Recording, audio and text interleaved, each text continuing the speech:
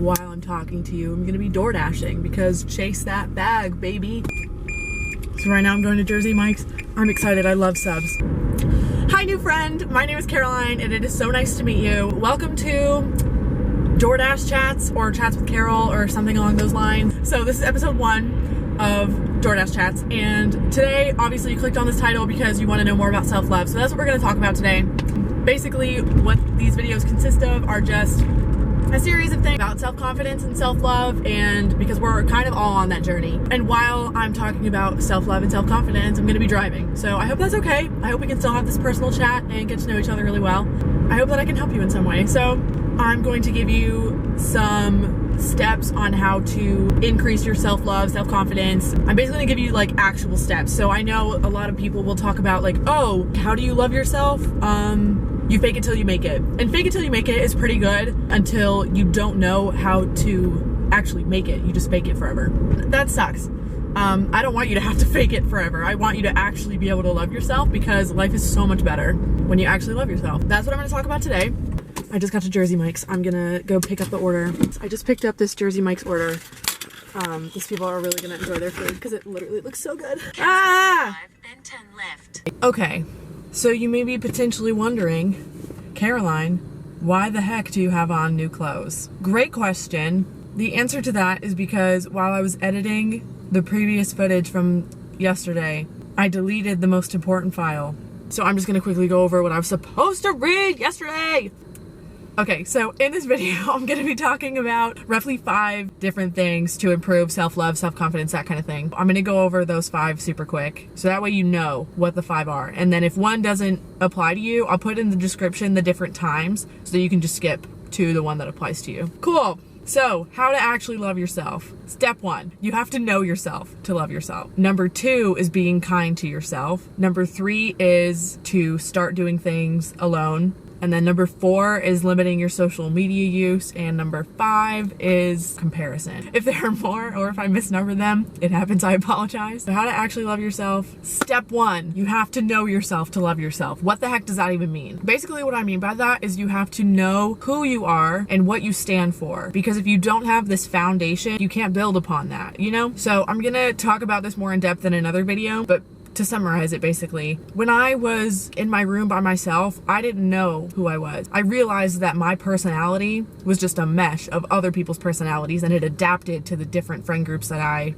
went to. How the heck do you get to know yourself? What I did was I wrote in a journal super basic questions, like, what's your favorite color?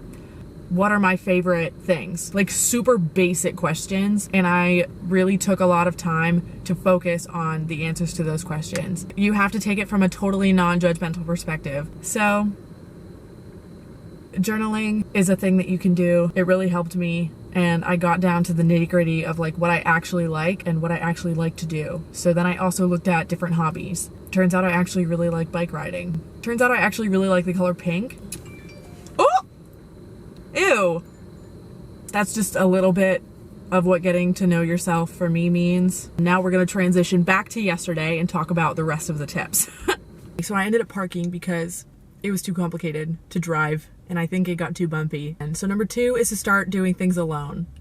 So I think there's this trend going around on social media where people are taking themselves out on dates by themselves. And I've seen that a lot of the commentary is really negative. I'm not sure why. A lot of people giving feedback are saying, oh my gosh, that's so sad. Why would you go out by yourself? Like, that's so depressing. It's really not. And let me tell you why. Well, first of all, it's not about you. It's about the person taking themselves out on a date. A date is 2 people getting to know each other. So if you're taking yourself on a date, it's you getting to know yourself. That's literally all it is. And the cool part about this is if it's in your journey to confidence, doing things alone is so scary and you have to go out of your comfort zone to grow. And we all know that. But it's true. If you are anxious about going to a restaurant or somewhere, or like a park or somewhere else by yourself, you have to remember that it concerns absolutely no one else. It's just about you. You're the center of your life. So it's about you. And it doesn't matter what other people think of you because, well, it never does, but it doesn't, especially in this situation, because you're most likely never going to see them again. And they're probably going to forget about you. Most likely. Something that I really like to do, I went to go get sushi because I love sushi. And so I would go get sushi by myself and then I would bring my favorite book and I would just read and chill. Sometimes I would bring my laptop to just like scroll through Pinterest, look at my dream life, you know, or I would like bring my journal and do something like that. But it does not concern anyone else. It's you taking yourself out on a date. So it's about you. So you do what you like to do. So update, that's all I have for this one. Number 3, I'm gonna say for this one, take care of yourself. Physically and mentally. And I know that Self-Care Sunday is a thing, and if you watch these videos on YouTube, they're so satisfying. But it's a lot of like face masks and giving yourself a bath, and that's cool. That's great, but I'm not sure that does the whole job. You know what I mean? We gotta start from the very beginning, which is get out of bed. If that applies to you, please get out of bed. Put on actual clothes. Please don't wear your pajamas all day. It has an impact on your mental health, even though it's just clothing. Yeah, so you just want to kind of change out, be fresh. Take a shower. So basic. There's a cop car behind me. Showering was actually really hard for me. Yay, exposure, vulnerability, because I didn't like myself. Subconsciously, I didn't like taking baths and I didn't like taking showers because that meant that I had to look at myself, and I didn't like that. So to fall in love with yourself, you have to do things that are uncomfortable, like I said earlier. And so taking a shower, while it is necessary and basic, you have to do it. If picking out clothes causes anxiety for you and that's why you don't change in the morning, pick out your clothing the night before. That usually works for me. I also know that it doesn't work for everyone, so try some things out on your own and see what works for you. And what I also mean by taking care of yourself for the mental aspect, never mind, let's go back. Please eat 3 meals a day. Your body needs more fuel than you think it does, I promise. Everything in moderation is fine. If you want to have Pop-Tarts for breakfast because you're feeling Pop-Tarts, go ahead. Take some Pop-Tarts. That reminds me, I need food. So pay attention to your intuitive self. Your body knows itself very well, and it can tell you a lot of things that you need to know. You just have to pay attention. And so for the mental aspect of taking care of yourself, a huge part of this is setting boundaries. And if you struggle with setting boundaries, therapy might be a good idea. I'm a huge advocate for therapy. Ugh. Okay, so setting boundaries. This is a hard topic, especially for people pleasers. You don't want to disappoint anyone and you don't want to make anyone feel uncomfortable. However, you do have to realize that you are the center of your own universe. So if you spend your life trying to please everyone else and doing whatever it takes to make other people feel comfortable rather than yourself, you are going to live your entire life in discomfort because you're never going to be satisfying your own needs. So with that being said, I'm getting so serious. So what does setting boundaries look like? Actually, that's a different video. Learning how to set boundaries is difficult. I can talk about that in another video. Okay, so another aspect of taking care of yourself mentally is being unapologetic. Stop saying sorry.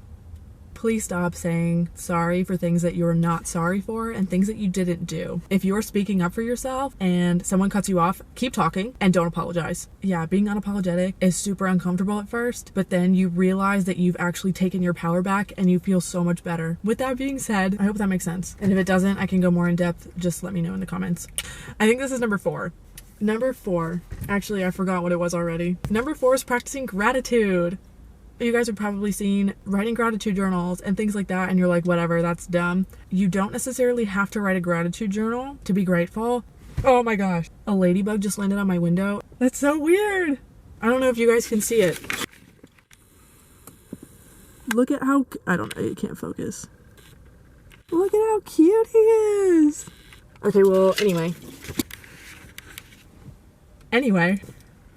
This ladybug is scaring me. Let's talk about comparison. So comparison is literally the thief of joy. And I feel like that's a quote and I don't know who said it, but I'm gonna steal it. In order to help stop the comparisons, gratitude helps so much. When you want to fall in love with yourself, you have to focus on your life and you can't walk around just looking at everyone else and admiring them because that doesn't help you fall in love with you. Let's talk about social media.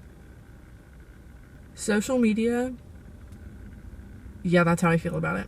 Okay, so one of my favorite YouTubers, her name is Nicole. Her last name starts with an R. I don't know how to pronounce it, so I don't want to pronounce it wrong. She is incredible, and she makes a lot of videos about how she became who she is today kind of thing. Not necessarily like that, but things along that line. In one of her videos, it's literally titled, Why I Unfollowed Everyone and Why You Should Too. I thought that was such a good idea. And at first I was like, no. Like, people are going to take it personally. That was my first thought. And then I was like, wait a second. It literally has nothing to do with them. It's my social media account. Why do I care what they think? I know it's a little bit more complicated than that, but internally you kind of have to think that way. I didn't actually do it, but I did go through, I have literally gotten no DoorDash orders during this time. It's 12 p.m. What's wrong? But what I did do is I noticed myself, like I went through my feed on Instagram, for example, and so I would scroll through and I would see people whose lives I really admired. But in reality, my looking up to them was just, I was actually just like comparing myself to them and saying, wow, I wish I had that. For me, that wasn't beneficial. So then I had to go through and unfollow. My water bottle just made a noise. Then I had to go through and unfollow everyone like that. And I ended up unfollowing a lot of people. It was actually really good for me in the long run. I think that's all I have to say about social media. That brings me to tip number 6. 5 or 6? I don't really know. But so tip number 5 is going to be to do things that scare you. So this kind of goes along with number 2 of doing things by yourself, but this one in specific is going to relate to social media. And what I mean by that is post things that make you uncomfortable. I recently started posting body positivity posts, and I mean like literally posting my insecurities. Like I posted my belly rolls, I posted my cellulite, and that post surprisingly got the most likes out of any of my photos. My camera just like stopped recording for some reason. I think that's all I have to say. To summarize everything, I think you really have to tune into yourself, look at what you actually like, and don't judge yourself. Do things that you actually enjoy. Don't do things just because they're popular. I want to say be yourself, but unless you know who that is, you really can't. It's kind of impossible. So figure out who you are and then be unapologetic about who you are. And I think that's all I have to say. I hope that this video was helpful in some way for you. So I'm new to this whole YouTube thing, so if you could give me some feedback, any type of feedback is helpful. You can like or dislike this video depending on if you found it useful. I'm really thankful that you made it to the end if you're still here. I know this was kind of a long video. Thank you so much for being here and taking your time to dive into self-confidence with me. Again, you are the center of your own universe and you deserve to shine the brightest out of anyone in your universe. So I will see you guys in my next video.